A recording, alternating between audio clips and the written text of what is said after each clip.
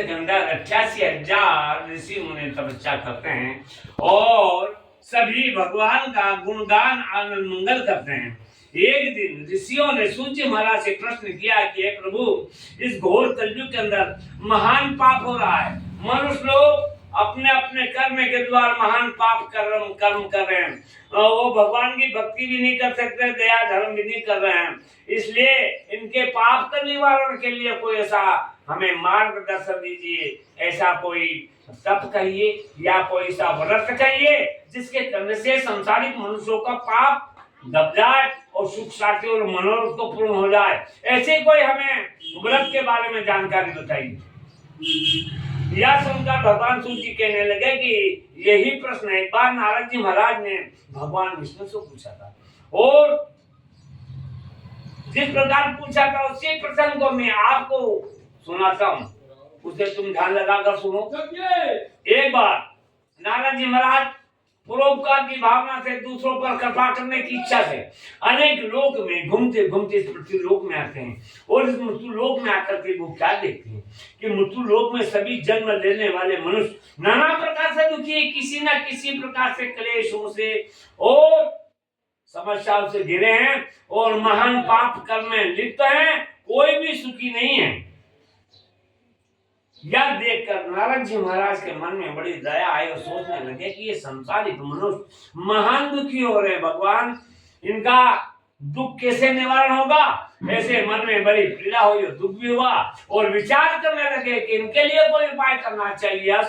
सोच करके नारद जी महाराज सोचते सोचते सीधे सत्य लोक को जाते वहां क्या देखते हैं, भगवान सत्यनारायण गले में वरमाला पहने हुए अलंकार थे। नारायण भगवान को देखकर नारद जी महाराज ने उनकी आरती और स्तुति करी और कहने लगे, अनंत शक्ति संपन्न मन कर्माणी से आगम गोचर, हे प्रभु आपको प्रणाम है। हे प्रभु आप निर्गुण भी हो, सगुण भी हो, आदि मध्य अंत से भी रहित हो।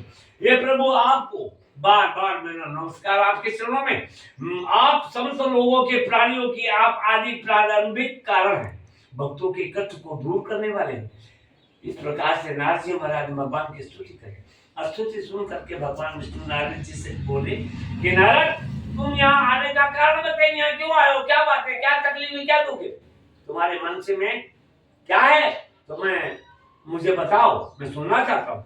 सुनकर नारद जी कहने लगे कि भगवान, मैं सारी पृथ्वी पे सप्तलोक में घूमता हूँ, लेकिन मृत्यु लोक में गया, मैंने जो कहीं नहीं देखा वहां पे देखा, सारी जितने भी मनुष्य सभी दुखी हैं, कोई धन से दुखी, कोई तन से दुखी, कोई मन से दुखी, मैंने सारों को दुखी देखा, सब पीड़ा में दुष्ट और महान पाप कर्म में लिप्त हैं। भगवान उनको तारने के लिए, उनका उद्धार करने के लिए कुछ न कुछ ऐसा कोई उपाय बताओ कि उनका उद्धार हो जाए। भगवान बोले, बस तुमने लोकहित की कामना से बहुत अच्छा प्रश्न किया है, अब तुम्हें वह उपाय बतलाता हूँ जिसके करने से मनुष्य लोग वो माया से छोड़ करके मोक्ष को प्राप्त हो और अपना मन का मनोरथ पूर्ण कर ले, ऐसा उपाय बताऊंगा। आप सुनो ध्यान लगा के। हे ब्राह्मण, एक श्रेष्ठ व्रत है, यह व्रत है स्वर्ग लोक में भी नहीं मिलेगा, ना मृत्यु लोक में भी नहीं मिलेगा, ये बड़ा दुर्लभ व्रत है। इस व्रत को तेरे प्रेम के कारण मैं आज प्रकाशित कर रहा हूं। ये वो व्रत है सत्यनारायण भगवान का व्रत। इसको विधान पूर्वक करने से मनुष्य शीघ्र सुख की और मनोकामना पूर्ण करता है और जिंदे जिन सुख भोगता है, अंत में जाकर के उसको मोक्ष मिलता है। भगवान के इस प्रकार की बात को सुनकर नारद जी महाराज बोलने लगे, नाथ, इस व्रत का फल क्या मिलेगा करने का और इसका क्या विधान कैसे किया जाए, तो इस व्रत को किस दिन के किया जाए, ये सारी जानकारी मुझे बताइए। भगवान ने कहा कि यह व्रत करने वाला सारे दुखों को नाश करने वाला व्रत है और शोक को मिटाने वाला है और धन धान्य को बढ़ाने वाला है और सौभाग्य को देने वाला है और जो निसंतान हो भगवान उसको संतान का देने वाला यह व्रत है। श्रद्धा भक्ति के साथ में अगर भगवान सत्यनारायण का पूजन हमेशा करेगा और ध्यान लगाएगा, यह व्रत सब जगह विजय प्राप्त कराने वाला व्रत है। इसके लिए दिन का कोई बंधन नहीं है, यह व्रत किसी भी दिन कर सकते हैं आप। इसमें श्रद्धा और भक्ति की आवश्यकता है। श्रद्धा और भक्ति अगर रही तो भगवान जरूर आपकी पुकार सुनेंगे और आपकी अर्जी स्वीकृत करेंगे। इस व्रत को संध्या के समय गोधूली बेला में ब्राह्मण कुटुंब परिवार को बुला करके स्नान ध्यान शरीर और मन को पवित्र बना करके अपने घर पे धूमधाम के साथ में प्रसन्नचित होकर के भगवान का आह्वान करते हुए और ब्राह्मण कुटुंब परिवार को बुला करके अपने घर के ऊपर पवित्र मन होकर के भगवान सत्यनारायण का पूजन करना चाहिए, ध्यान लगाना चाहिए और भगवान को सवा से निवेद भक्ति पूर्वक लगाना चाहिए। भगवान का प्रिय फल केला घी दूध पंचामृत सब मिला करके भगवान को अर्पण करना चाहिए और भगवान के लिए गेहूं का आटा ना हो तो चावल के आटे की पंजेरी बनावे, इसमें शक्कर अथवा गुड़ मिलाकर समस्त सामग्री सवा से मिला करके भगवान को अर्पण करना चाहिए और उसी दिन ब्राह्मण को प्रेम का दक्षिणा और भोजन करवाना चाहिए, कन्या भोजन भी हो सके तो करवाना चाहिए और अपने घर पे भजन कीर्तन का भी आयोजन रखना चाहिए और प्रेम से भगवान की कथा सुनना चाहिए और भगवान का चरणामल प्रसाद लेने के बाद में आराधना प्रार्थना भगवान से जो भी मांगना प्रेम से आप मांगे, भगवान आपका मनोकामना जरूर पूर्ण करते हैं। ऐसा करने से मनुष्य की सकल कामना भगवान श्री सत्यनारायण से पूर्ण करते हैं और यह व्रत विशेष करके इस कलयुग में इससे ज्यादा सस्ता और उपाय नहीं है।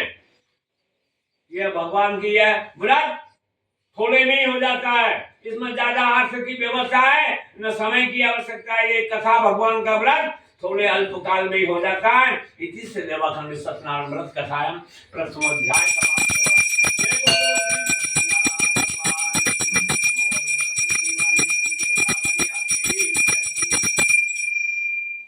दूसरे अध्याय के अंदर सूत जी महाराज कथा सुनाते हैं। ऋषियों में दूसरे अध्याय की कथा सुनाता हूँ कि यह व्रत सबसे पहले संसार के अंदर किसने किया था, मैं उसका इतिहास सुनाता हूँ। प्राचीन काल में सुंदर काशीपुरी नगरी के अंदर एक गरीब ब्राह्मण रहता था, उसका नाम था सतानंद। सतानंद गरीब ब्राह्मण था, हमेशा भिक्षा मांगता था लेकिन उसका भरण पोषण नहीं होता था, इस मान से बड़ा दुखी रहता था, हमेशा वो भिक्षा के लिए घूमता था। एक दिन भगवान ब्राह्मण से प्रेम करने वाले सत्यनारायण ने मन में विचार किया कि इस गरीब ब्राह्मण का दुख दर्द करना चाहिए। भगवान काशीपुरी के अंदर रहते हुए भी इसका यह बड़ा दुखी है। भगवान ने बुढ़े ब्राह्मण का रूप धारण करके सवेरे सवेरे काशीपुरी नगर के अंदर और गरीब ब्राह्मण के द्वार पर जा करके कहते हैं कि ब्राह्मण देवता इधर आइए, आप दीनहीन की भांति हमेशा घूमते रहते, दुखी दिखते हैं, क्या कारण है मुझे बताइए, मैं आपकी कथा सुनना चाहता हूँ, मुझसे कहिए आप। ब्राह्मण बोलता है कि मैं गरीब हूँ और अनपढ़ गवार हूं, मैं भिक्षा के अधीन हूँ, भिक्षा मांगता हूँ और मेरा भरण पोषण पूर्ति नहीं होती, इस बात से मैं दुखी हूँ। प्रभु आप तो इसका उपाय जानते हैं, मुझे बताइए, मैं करने को तैयार हूँ। भगवान ने कहा कि देखो ब्राह्मण देवता, मुझे एक आपको उपाय बताता हूँ, इस उपाय को हमेशा करते रहो, हमेशा यह आपका उद्धार कर देगा और आपका कल्याण कर देगा और सुख और शांति देगा। हे ब्राह्मण, तुम जा करके भगवान सत्यनारायण का पूजन करो, जो भगवान सभी कामनाओं को पूर्ण करने वाले हैं। भगवान सत्यनारायण संसार के मालिक है, उनकी अर्जी लगाने से भगवान आपकी जरूर सुनेगा और उन्हीं का तुम जाके पूजन करो, तुम्हारा कल्याण हो जाएगा, उद्धार हो जाएगा। या इससे बढ़िया कोई संसार के अंदर उत्तम व्रत नहीं है जिसके करने से मानव समस्त समाज सुखी हो जाता है, दुखों से दुख दूर हो जाते हैं और सारी विपत्ति का नाश हो जाता है, सुखी हो जाते हैं। इसलिए जाकर के तुम सत्यनारायण भगवान का प्रेम से पूजन करो। भगवान सत्यनारायण ने इस व्रत को उस ब्राह्मण को बचा करके व्रत ब्राह्मण रूप से सत्यनारायण भगवान अंतर्धान हो जाते हैं और इधर यह व्रत की जानकारी लेने के बाद यह ब्राह्मण मन में बड़ा खुश होता है, संकल्प लेता है, प्रतिज्ञा लेता है कि मैं कल जो मुझे दान मिलेगा उससे मैं भगवान की कथा का पूजन करके कल की तारीख में मैं भगवान सत्यनारायण का पूजन करूंगा। रात भर नींद नहीं आई, चिंता में सवेरे उठ करके स्नान ध्यान करके बत्ती जलाने जाता है। सत्यनारायण भगवान की ऐसी कृपा होती है, उस दिन उस ब्राह्मण को 2 गुना 4 गुना अन्न दान काफी मिला। वह ब्राह्मण मन में खुश होता हुआ शाम के सब घर पे आता है तो अपने घर पे कुटुंब परिवार को बुला करके ब्राह्मण को बुला करके साफ सुथरा पवित्र मन से धूमधाम से प्रसन्नचित होकर के भगवान सत्यनारायण का पूजन करता, भगवान से आराधना करता, प्रार्थना करता है और उनसे भगवान की सेवा पूजा करने के बाद में एक दिन भगवान की ऐसी कृपा होती है कि उस भगवान छूटमान हो जाते, उसके दुख दलित दशा के दूर हो जाता है, झोपड़ा महल में बदल जाता है, उसके घर पे लक्ष्मी का आगमन हो जाता है। देखते ही देखते कुछ ही समय में वह ब्राह्मण मारा माल धनवान बन जाता है और वह ब्राह्मण दृढ़ संकल्प के साथ हर मास उसको भगवान सत्यनारायण को व्रत करे और भगवान का गुणगान करा और जब तक जिया जब तक करता रहा, मन में विदा करके ब्राह्मण देवता के गुणगान हो जाता है। इस प्रकार संसार के अंदर भगवान सत्यनारायण का जो व्रत करेगा सदा भक्ति के साथ में भगवान उसको उद्धार कर देते हैं और उसके घर पे किसी प्रकार का दुख तकलीफ नहीं आने देते हैं और उस मनुष्य के सारे दुख दलित दूर हो जाएंगे। ऐसा भगवान ने नारद जी महाराज से कथा में कहा था। अब सूत जी महाराज के ऋषियों में ये कथा सुनाई। आगे क्या वो ऋषि बोले कि इस ब्राह्मण से इस व्रत की महिमा को सुन करके किस किसने संसार के अंदर इस व्रत को किया है उसकी हम महिमा सुनना चाहते हैं। तो सूत जी महाराज कहने लगे कि हे मुनियों, एक बार एक श्रेष्ठ ब्राह्मण अपने स्थिति अनुसार वैभव के साथ भाई कुटुंब परिवार सभी भक्तों को बुला करके भगवान सत्यनारायण की कृपा से अपने घर पे भगवान का व्रत कर रहा था और इसी बीच में कोई एक लकड़हारा लकड़ी बेचने वाला वहां पर आता है। वो भी देखता है कि यहाँ ब्राह्मण के घर पे कुछ धार्मिक कार्य हो जाए, उसमें बाहर लकड़ी का गट्टा रखा, वो कथा सुनने लग जाता है। कथा सुनने के बाद में चरणामृत प्रसाद लेने के बाद में बड़ी प्रार्थना करता है ब्राह्मण देवता के। ब्राह्मण देवता ये क्या चीज है, इसके करने से क्या होता है, ये क्या है, मुझे पूरी जानकारी बताइए।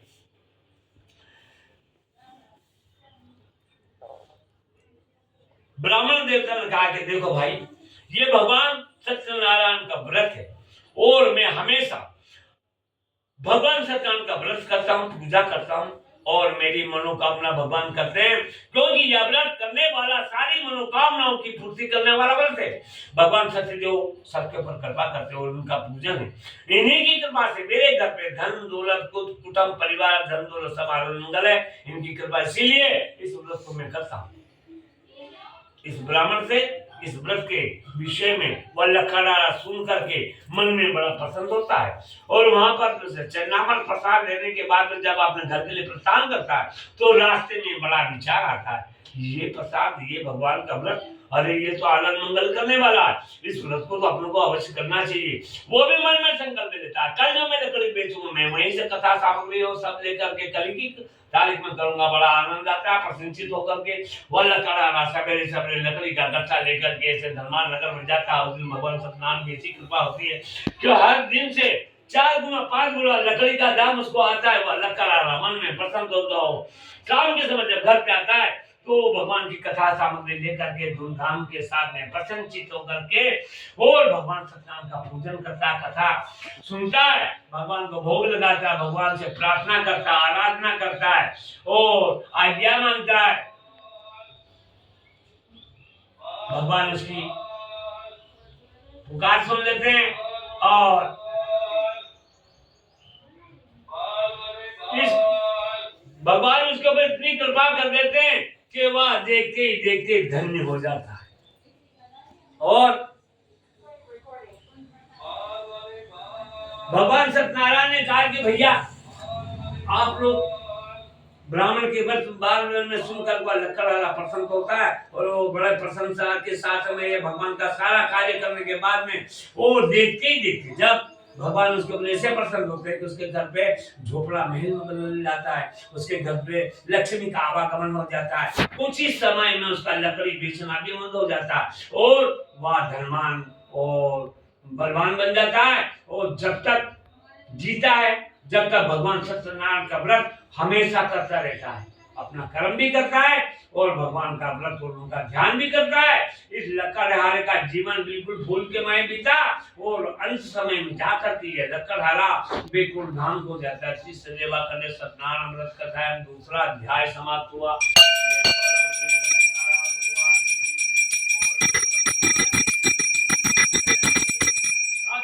अध्याय के अंदर सूत जी महाराज कथा सुनाते हैं कि मुनि श्रेष्ठों में आगे की कथा सुनाता हूँ। प्राचीन काल में एक गुरु का मुख नाम का महान विद्वान राजा था।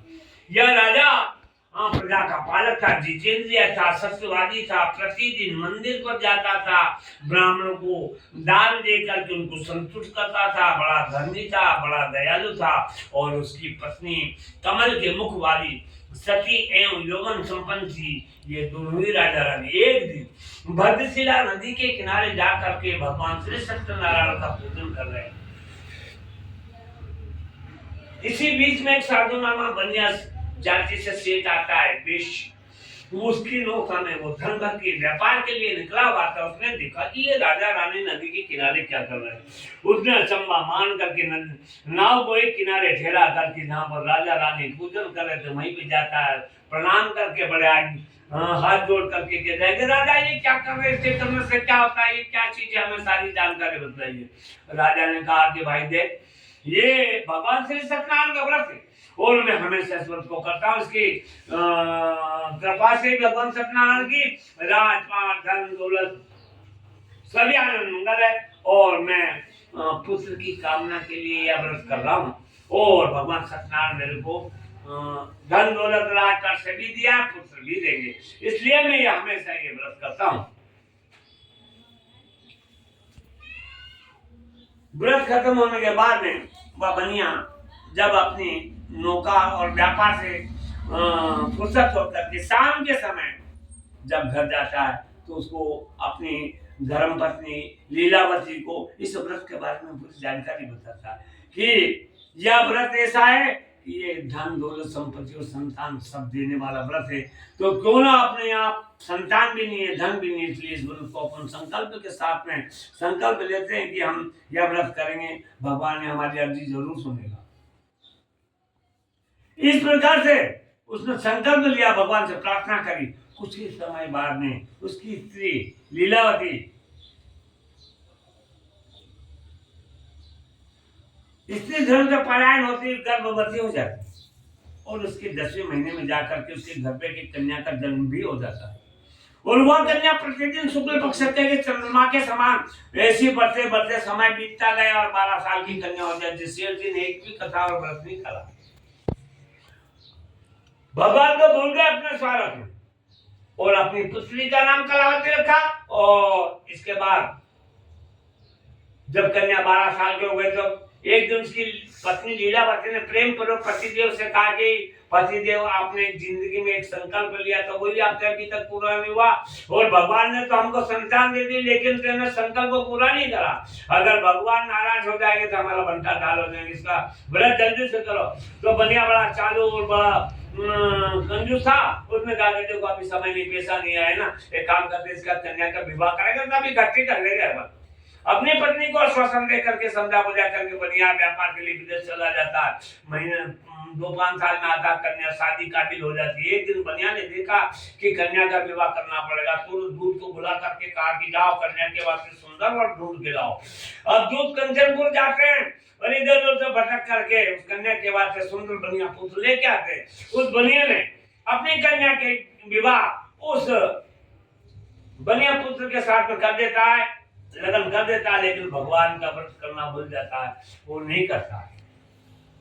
तब जाके भगवान उसके ऊपर नाराज होकर के उसको श्राप देते कि बनिया, तेरे मेरे से वरदान प्राप्त करने के बाद में, सुख शांति प्राप्त करने के बाद में मेरे को भूल गया, अब इसका तेरे को परिणाम भुगतना पड़ेगा। भगवान ने मनी मन उसको श्राप दिया। अब बनिया ने क्या किया, भगवान ने उसको तो भूल गया और अपने दामाद को साथ में लेकर के विदेश व्यापार के लिए चल देता है। तो मुंबई कलकत्ता घूमते घूमते वो एक चंद्रकेतु राजा महाराष्ट्र में जाकर के उसके राज में जाकर के अपना स्थान जमा देता है और दोनों ससुरा जमाई व्यापार करने लग जाते हैं। लेकिन भगवान के साथ उसको लग चुके थे। एक दिन भगवान की माया ने क्या करा कि माया के 2 चोर बनाए। भगवान ने राजा के खजाने में रात में जाके चोरी करे और रात के समय चोर धन के डले लेकिन भगने लगे। पीछे से राजा के दूत ने पीछा किया।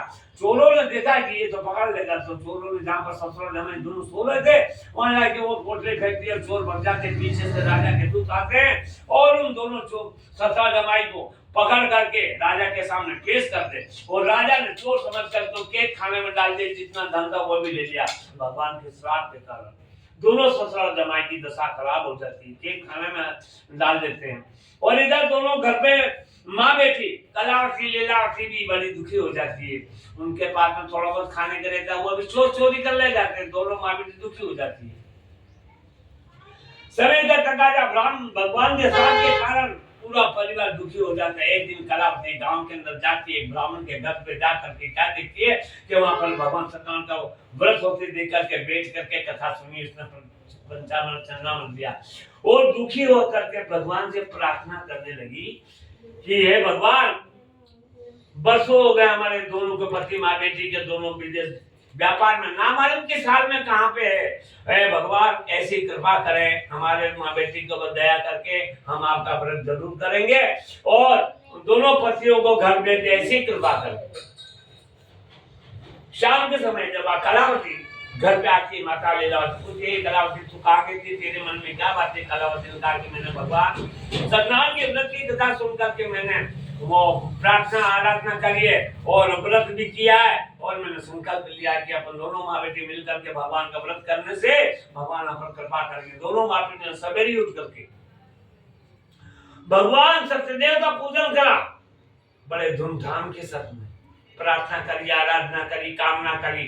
भगवान सत्यनारायण बड़े दयालु हैं, जो भी भगवान उसको जब भजता है वो उसको भजने लग जाते हैं। भगवान ने उनकी प्रार्थना स्वीकार करी। उसी रात को राजा चंद्रकेतु को सपने में जाकर के चमका दिया, हे राजा, तेने जो चोर को बंदी गृह में डाला था, अपराध काल में उनको चोर तो नहीं छोड़ा, तो मैं तेरा राजपाट धन कन्या सागर चक्र दूंगा। राजा घबरा गया, पसीना छूट गया, जल्दी से उठ करके दोनों दूत के द्वारा बुलाए गए सभा में। उनसे राजा ने क्षमा प्रार्थना मांगी, जितना धन लिया था दूना दे करके कहा कि आपके भाग्यवश आपको ये दुख प्राप्त हुआ है, जाइए हमारे राज्य से हम मुक्त कर दें, आप एक धड़ अपना ग्राम हो जाइए।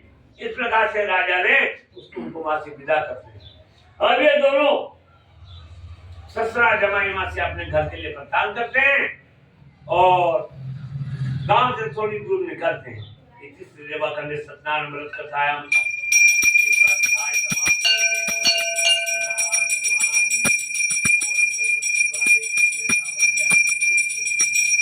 और चौथे अध्याय के अंदर सूची महाराज कथा सुनाते, जब साधुनामा सेठ निवेश ने मंगल विधान के साथ अपनी यात्रा अपने ग्राम के लिए प्रारंभ की। गांव से थोड़ी दूर निकलने पे भगवान साधु का वेश धारण करके बनिया की नौका पर आके पूछ लिया, ए बनिया, तेरी नाव में क्या भरा? बनिया बड़ा चालू कंजूस था, उसने कहा कि ये महात्मा अपने धन मांगेगा।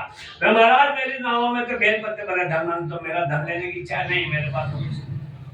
झूठ बोल गया बनिया, कंजूसी। भगवान ने कहा कि बनिया की सुधर, इसको दंड देना ही पड़ेगा, ये अभी भी नहीं सुधरा है। भगवान ने कहा तथास्तु, जा तेरे वचन सत्य हो जा।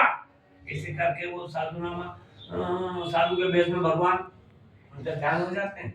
इधर बनिया ने देखा अपनी नाव के अंदर जो धन की जगह बेलपत्र भर गए। बनिया ने जैसे ही देखा चक्कर लगा के नीचे गिर पड़ा, बेहोश हो जाता है। दर्शन उसका दावा देख लिया था, उसने कहा कि ये तो भगवान का चमत्कार है, ये साधु नहीं भगवान थे। उन्होंने जब होश आया तो ससुर जी को कहा कि ससुर जी तुमने झूठ बोला और इसी का परिणाम तुम्हारे सामने है। ये साधु के भेष में भगवान थे, आप जब तक उनके शरण में नहीं जाएंगे तब तक आपका भला नहीं होगा। वो बनिया गिड़गिड़ाता और रोता गाता ढूंढते हुए नजर मारी, पेड़ के नीचे भगवान फिर दिख जाते, उसके चरणों में जाके गिड़गिड़ाता, क्षमा प्रार्थना मांगता, भगवान आपकी लीला ऐसी है कि हम लोग मोहित हो जाते हैं और समझ नहीं पाते हैं। वे आपके गुण रूप आपकी लीला को नहीं जान पाते। मैं तो मूर्ख प्राणी हूं, आपकी माया से मैं मोहित हूं, आपकी कैसे जान सकता हूं? आप मुझ पर प्रसन्न होइए। मैं आपके अपने विभव के साथ में कभी गलती नहीं करूंगा, जरूर आपकी आज्ञा का पालन करूंगा, धर्म का पालन करूंगा। मैं बराबर तन वचन से आपकी सेवा और पूजा और व्रत करूंगा। मैं आपकी शरण हूं, आप मेरी रक्षा करें, मेरे पूर्व जैसा मेरी संपत्ति हो जाए, ऐसी कृपा करे भगवान। इस दुनिया के ऐसे भक्ति को सुन करके भगवान उसको प्रसन्न हो जाते हैं और उसको मनोवांछित वरदान देते हैं और भगवान ने उसका ध्यान हो जाता है।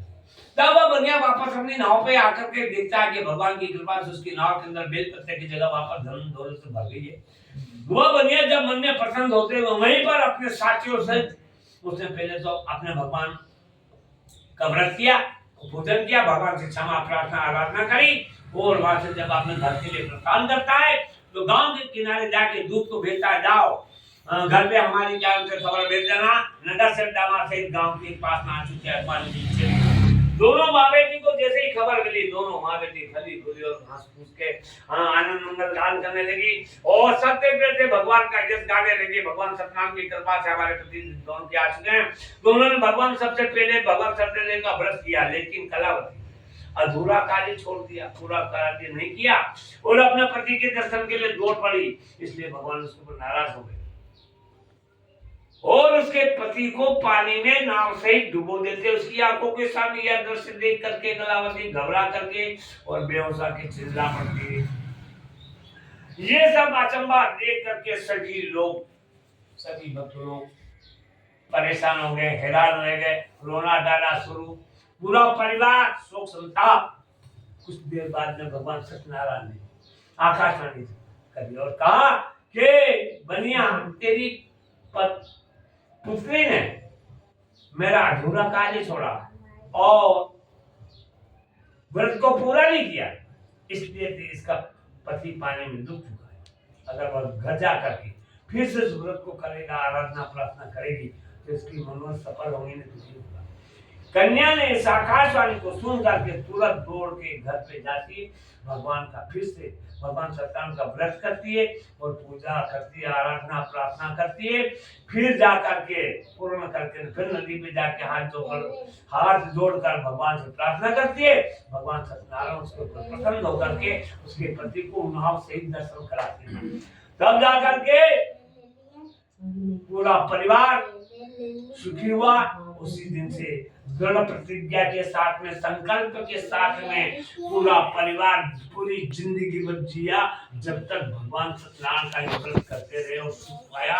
और मरने पे जा करके पूरा परिवार बेकुल धाम को जाता है। इसी से सत्यनारायण व्रत का टाइम चौथा अध्याय समाप्त हुआ।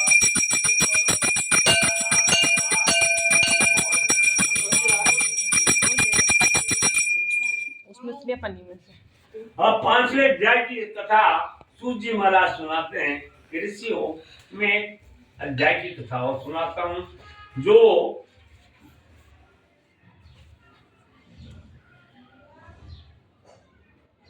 प्राचीन काल में एक तुंगध्वज नाम का राजा था। यह राजा भी प्रजा का पालक था, लेकिन अधर्मी था, पापी था। वह प्रजा का पालन में भी अधर्म करता था। एक दिन इसने भी भगवान सत्यदेव के प्रसाद का त्याग किया, अपमान किया। तो उसके दुखी की कहानी इस प्रकार कथा है इसकी कि एक बार ये राजा मन में जाता है, नाना प्रकार के पशु पक्षियों का वध करता, पाप करता है और गर्मी के कारण, थक जाने के कारण एक पेड़ के नीचे छाया देखता है। वहां क्या देखता है कि गांव के बाल भक्त लोग मिलकर के भगवान की कथा व्रत कर रहे और भगवान की भक्ति कर रहे हैं। लेकिन ये घमंडा अधर्मी राजा दूर जाके बैठ जाता, सबका अपमान करता है और अधर्म करता है। तो भगवान ने कहा कि इसका, ये राजा होते हुए भी धर्म का पालन नहीं करता, इसको चमत्कार दिखाना पड़ेगा।